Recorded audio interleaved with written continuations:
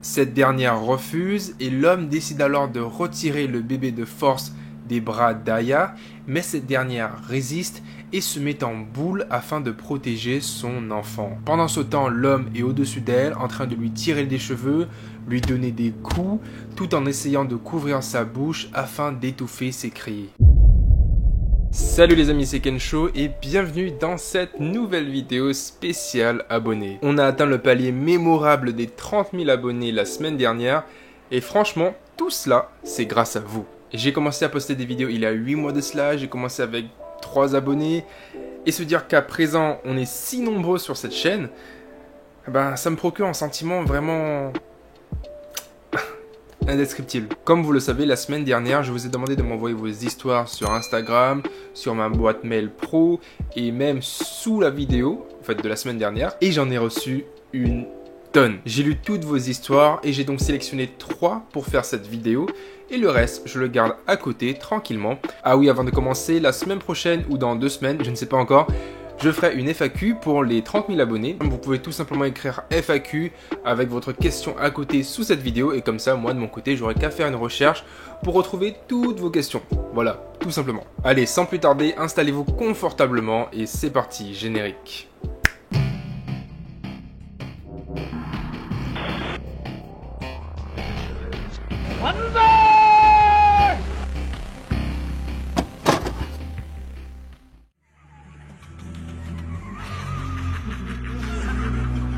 Tout commence en août 2019. Alors qu'Audrey est à une soirée non alcoolisée avec 5 autres amies, l'une d'elles commence à se sentir mal. Donc vers 22 h, elles décident toutes les 6 de sortir dehors afin de prendre l'air. Elles sont en train de marcher sur le trottoir lorsque soudain, une voiture avec à son bord un groupe d'hommes s'arrête à leur niveau. L'un d'eux passe alors sa tête par la fenêtre et commence à interpeller le groupe de filles. Ne se sentant pas très à l'aise, l'une des filles murmure alors à ses amis de quitter les lieux immédiatement car ces hommes ne lui inspiraient pas du tout confiance. Elles se mettent alors à courir dans le quartier en direction de la maison de l'une des amies d'Audrey, tout en espérant que le groupe d'hommes en voiture ne soit pas en train de les suivre. Après être arrivé à la maison et s'être calmé un court instant, le groupe de filles se remet à chanter et danser comme si de rien n'était. Alors que la soirée bat son plein, l'une des filles aperçoit la lumière d'une lampe torche au niveau de la cour devant la maison. La porte étant vitrée, il était donc très facile de voir ce qui se passait en dehors de la maison,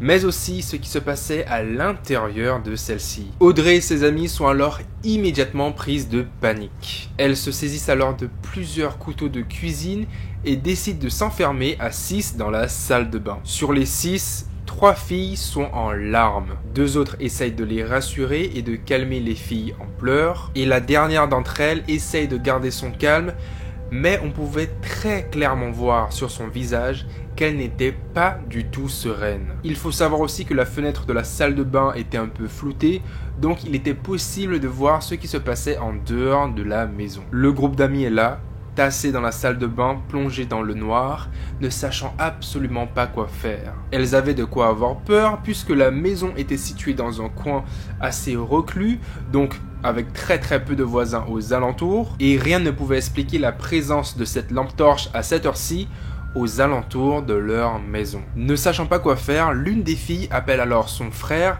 afin de lui expliquer la situation. Ce dernier lui dit qu'il arrive immédiatement et de ne pas bouger de la maison. Pendant ce temps, Audrey et ses amis continuaient à voir la lumière de la lampe de torche effectuer des va-et-vient autour de la maison. Et au bout de 20 minutes, le groupe d'amis entend toquer à la fenêtre de la salle de bain. Terrifié et ne sachant pas quoi faire, le groupe d'amis décide de rester au sol, totalement immobile. Heureusement, au bout de quelques temps, elles entendent la voix du frère de l'une des filles en train d'essayer de rentrer en contact avec elle. Rassurée, Audrey et ses amis rejoignent alors le frère en question et continuent la soirée tranquillement comme si de rien n'était. Ce qui est étrange dans cette histoire, c'est que le frère aurait affirmé au groupe de filles qu'il n'avait vu aucune personne aux alentours de la maison et surtout il n'avait croisé aucune voiture ou aucun individu sur le chemin menant à la maison. Car oui, c'était l'unique chemin qui permettait d'accéder à la maison et sachant que le groupe d'hommes était en voiture, ça n'aurait pas pu être eux qui rôdaient autour de la maison cette nuit-là. Sauf peut-être s'ils étaient à pied, mais en tout cas, Audrey nous affirme que ses amis et elle n'ont jusqu'à aujourd'hui aucune idée de l'identité de ces hommes ou de l'homme qui rôdait autour de la maison et que cette histoire continue à les hanter jusqu'à présent.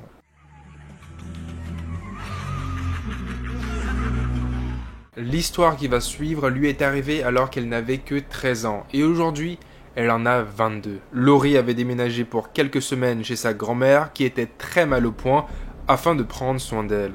La maison de sa grand-mère est assez éloignée de la ville et il y avait très peu d'habitations aux alentours. L'endroit est assez calme et Laurie nous explique qu'elle avait énormément de mal à s'y habituer lors des premiers jours. Les 3 premières nuits s'étaient très bien déroulées et elle avait pu dormir tranquillement. Mais c'est au bout de la 4e nuit que Laurie fut alors confrontée à quelque chose de très étrange. La maison ne possède pas de clôture, donc il était très facile de s'approcher de cette dernière et de poser sa tête contre la fenêtre afin de voir à l'intérieur. Mais heureusement, ces derniers sont protégés à l'aide de grillages en fer. Vers 21h, alors que sa grand-mère est en train de dormir paisiblement dans sa chambre, Laurie décide de se rendre au salon afin de regarder la télévision en attendant que le sommeil vienne la happer. Il faut savoir que Laurie prend toujours soin de bien fermer les fenêtres du salon en tirant le rideau comme il le faut. Et alors qu'elle est plongée à fond dans une émission drôle qui est en train de passer à la télévision, Laurie entend soudainement du bruit en provenance d'une des fenêtres. Laurie nous explique qu'on aurait dit qu'une personne était en train de tapoter tout doucement le grillage de la fenêtre avec une pièce de monnaie. Et ce de façon très lente et très monotone. Pourtant, Laurie et sa grand-mère n'attendaient personne et surtout pas à cette heure-ci. Elle décide alors de faire la sourde oreille et se dit que son imagination lui jouait peut-être des tours. Mais au bout de plusieurs minutes, Laurie en est sûre, une personne était bel et bien présente derrière la fenêtre du salon. Mettant tout sur le dos de la fatigue, Laurie décide tout de même de se lever à contre-cœur et de soulever tout doucement le rideau afin de ne pas se faire remarquer. Et alors qu'elle avait à peine soulevé 5 cm de rideau, Laurie aperçoit une silhouette sombre lui faire un signe de la main. Elle avait beau essayer de rester discrète, la lumière du salon en revanche éclairait parfaitement son corps, ce qui, vu de l'extérieur, ne pouvait laisser place à aucune approche furtive. Prise de panique, Laurie soulève alors le rideau et voit apparaître devant elle un grand homme avec des épaules épaisses lui faisant signe de sortir de la maison. Ce dernier essaye de lui parler, mais étant donné que la fenêtre est fermée, Laurie ne peut que voir sa bouche effectuer des mouvements sans pour autant entendre quoi que ce soit. Du haut de ses 13 ans, Laurie, tétanisée, lâche le rideau et court en direction de la chambre de sa grand-mère afin de passer le reste de la soirée auprès d'elle. Le lendemain, Laurie explique à sa grand-mère et ainsi qu'à sa famille ce qui lui était arrivé la nuit précédente. Craignant pour la sécurité de sa fille, la mère de Laurie décide alors d'envoyer son frère à la maison de sa grand-mère afin de passer le reste du séjour avec elle. Et depuis cette rencontre extrêmement terrifiante, Laurie nous explique qu'elle n'a plus jamais revu cet individu et qu'elle n'a jamais su en réalité qui c'était. Mais en tout cas, elle ne sera pas prête d'oublier cet événement qui l'aura marqué très profondément.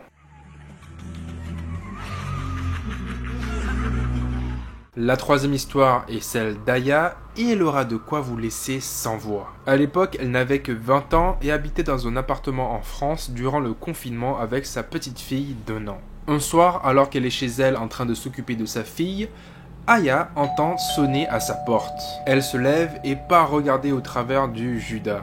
De là, elle voit 2 jeunes policiers en uniforme devant le pas de sa porte. Aya décide alors d'ouvrir la porte tout naturellement et ces derniers l'informent que ses voisins du dessus les avaient appelés car elle faisait soi-disant trop de bruit. Alors qu'elle est en train de parler à ces 2 policiers, Aya aperçoit sa voisine du dessus monter les escaliers avec ses mains remplies de courses et une expression du visage vraiment très bizarre. Après avoir attendu que la voisine du dessus rentre dans son appartement, les policiers demandent alors à Aya de leur présenter sa pièce d'identité. Aya coopère, laisse la porte ouverte et part chercher le document demandé. À peine a-t-elle eu le temps de rentrer dans son salon qu'elle entend son bébé commencer à pleurer dans sa chambre. Elle décide alors de se rendre dans la chambre, prend son bébé dans les bras et au moment où elle s'apprête à se retourner, Aya aperçoit l'un des deux policiers derrière elle, tandis que l'autre est en train de fermer délicatement la porte de la chambre. Prise de panique, Aya s'apprête à hurler, mais ayant son bébé dans les bras et ne souhaitant pas l'effrayer, elle décide de se contenir. L'un des deux policiers se saisit alors du bras d'Aya et la pousse violemment sur le lit. À ce moment-là, Aya est totalement pétrifiée, elle ne sait absolument pas ce que ces deux policiers lui voulaient et surtout, elle craint pour la vie de son bébé. À un moment, sans crier garde, alors que sa fille est en train de pleurer, l'un des hommes hurle sur Aya et lui ordonne de faire taire son enfant, tandis que son collègue est en train de fouiller l'appartement de fond en comble. Après environ 10 minutes, l'un des hommes perd alors son sang-froid et ordonne à Aya de lui donner son bébé. Cette dernière refuse et l'homme décide alors de retirer le bébé de force des bras d'Aya, mais cette dernière résiste et se met en boule afin de protéger son enfant. Pendant ce temps, l'homme est au-dessus d'elle en train de lui tirer des cheveux, lui donner des coups, tout en essayant de couvrir sa bouche afin d'étouffer ses cris. À un moment, Aya aperçoit du coin de l'œil ce qui semblait être la lumière des sirènes de voitures de police. L'individu, trop occupé à lui taper dessus, ne semblait pas avoir remarqué ce détail. Et au bout de 5 minutes, la police défonce la porte de l'appartement et arrête immédiatement les deux individus. Aya découvre plus tard que c'était en réalité sa voisine qui avait appelé la police, car cette dernière avait remarqué 3 détails qui l'avaient extrêmement perturbée. Premièrement, cette nuit-là, en rentrant chez elle, cette dernière n'avait vu aucune voiture de police de ces soi-disant policiers. Deuxièmement, en montant les escaliers, elle avait entendu au travers de leur conversation qu'elle aurait apparemment appelé les policiers pour tapage nocturne alors que ce n'était absolument pas le cas. Et enfin, les murs étant relativement fins, sa voisine avait entendu la bagarre juste au-dessous de ses pieds. Après cet incident, Aya fut transportée à l'hôpital en urgence afin de traiter au plus vite son nez qui avait été totalement explosé par les coups du soi-disant policier qui était resté avec elle dans sa chambre. Sa fille s'en sort quant à elle sans aucune égratignure car elle avait réussi à la protéger lors des échanges de coups. Aya découvre quelques jours plus tard sur le journal local qu'une sexagénaire de 70 ans avait été dépouillée puis assassinée dans sa maison par 2 faux policiers. Franchement, si la voisine d'Aya n'avait pas eu la présence d'esprit d'appeler la police cette nuit-là, qui sait ce qui aurait pu lui arriver à elle et à son bébé. Sachant qu'en plus de cela, l'un des 2 faux policiers avait commencé à perdre son sang-froid lorsqu'il a vu que le bébé avait commencé à pleurer et que la situation devenait de plus en plus incontrôlable. En tout cas, un gros bravo à toi Aya d'avoir protégé ton bébé jusqu'au bout sans relâche. Et aujourd'hui, toi et ton bébé, vous êtes en bonne santé et c'est ce qui compte le plus. Voilà les amis, c'est tout pour ces 3 histoires réelles de la part des abonnés. Elles sont toutes assez terrifiantes et traumatisantes, sachant que 2 de ces histoires, il me semble, sont arrivées à des enfants de 13-14 ans, ce qui peut avoir un énorme impact mental pour le reste de leur vie. Celle d'Aya aussi est incroyable et je pense qu'on peut tous être d'accord sur ce point. En tout cas, n'hésitez pas à donner vos retours, vos avis ou même vos conseils pour les auteurs de ces histoires dans les commentaires et je pense qu'elles se feront un plaisir de vous lire et d'échanger avec vous. Encore un grand merci à chacun d'entre vous car mine de rien, un abonnement supplémentaire signifie une personne de plus dans la communauté et ça signifie aussi une personne de plus dans la grande famille que représente cette aventure YouTube. N'oubliez pas de me poser vos questions pour la FAQ sous cette vidéo ou sur mon Instagram, je ferai une story, voilà, comme d'habitude. Et sur ce, prenez soin de vous et je vous dis à la prochaine pour une nouvelle vidéo. C'était Kensho. Ciao.